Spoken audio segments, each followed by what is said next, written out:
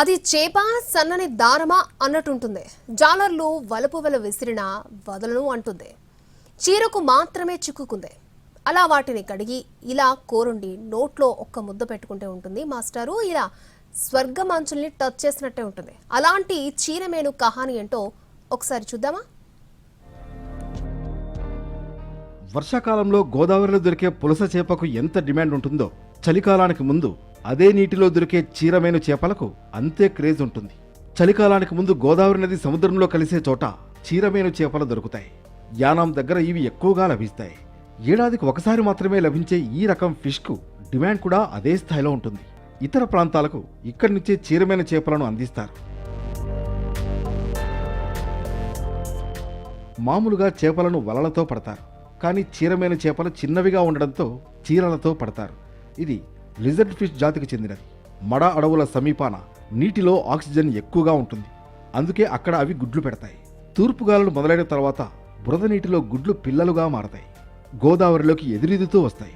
వాటిని మత్స్యకారులు వేటాడి అమ్ముతూ ఉంటారు. మహిళలు కూడా చీరలు పట్టుకుని ఈ చేపలను పడతారు. యానాంతో పాటు గోదావరి జిల్లాల్లో మాత్రమే ఈ చీరమేను లభిస్తుంది.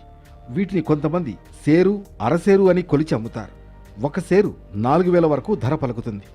బకెట్ల కొలతలో ఈ చీరమేనును వేలం వేస్తారు. ఒక్కొక్క బకెట్ డిమాండ్ బట్టి 30 నుంచి 40,000 వరకు ధర పలుకుతూ ఉంటుంది. ఒకవేళ దొరికిందంటే మాకు అదృష్టం, దొరకలేదంటే మాత్రం చాలా బాధే మాకు. ఏంటంటే బట్ట గట్టలు అయితే కూడా చాలా ఇబ్బందిగా ఉంటుంది. నదికి వెళ్ళినా సేరు అయితే 2,000 అలా వస్తుంటుంది. మా గోదావరి పులుసు ఎంత ఇష్టంగా తింటారో ఈ చీరమేను కూడా అంత ఇష్టంగా తింటారండి. ఇది ప్రతి అత్తమాను పడదు, ఈ రోజుల్లో పడుతుంది. దసరా నుంచి దీపావళి వరకు పడుతుంది. ఇంకా అత్తమాను ఎనీ టైంలో పడదండి. డిమాండ్ పెరిగితే రేటు మరింత ఎక్కువ పలుకుతుంది. వేలం వేసి మరీ కొనే సందర్భాలు ఉంటాయి. చీరమేను వలస చేపలు. ఇతర ప్రాంతాల నుంచి ఈ చేపలు సంతాన ఉత్పత్తికి ఇక్కడికి వస్తాయి. ఈ చేపల వలన కాల్షియం కూడా పెరుగుతుంది. అనారోగ్య సమస్యలు తీరతాయి. గోదావరి మధ్యలో కంటే ఒడ్డున ఎక్కువగా లభిస్తాయి. బాలింతలలో పాల ఉత్పత్తి పెరగడానికి ఈ చేపలు తినేవారని చెబుతారు. దీపావళి తర్వాత మళ్లీ ఈ చేపలు దొరకవు. అందుకే గోదావరి జిల్లాల అల్లుళ్లకు కొసరి వడ్డిస్తారు. గారెలు వండుకుంటారండి, చింతకేసి వండుకుంటారు సార్, ఇగురు వండుకుంటారండి. ఎక్కువ కొన్ని మంది పచ్చెనపప్పు వేసుకుని పొగడి కింద చేసుకుంటారు సార్. మినపప్పు వేసి గారెలు వేసుకుంటారు. టేస్ట్ చాలా బాగుంటుంది. మసాలా వేసుకుని ఇగురు వండుకున్నా టేస్ట్ బాగుంటుందండి. ఏడాదికి ఒకసారి వస్తుందండి. ఇది చీరలతో పడతారండి. సేరు ఎక్కువ తక్కువ వస్తే 2,500 పడుతుందండి సేరు. చీరమేను చేపలను పట్టేందుకు చాలా సమయం పడుతుందంటున్నారు మత్స్యకారులు. వీటిని పట్టుకోవడానికి చీరలతో కుస్తీ పడాలి. ఎంతో ఓపిగ్గా వీటిని పట్టుకుంటారు గంగపుత్రులు. గోదావరి పరివాహక ప్రాంతంలో ఈ 2 వారాలు వీటికి గిరాకీ ఉంటుంది.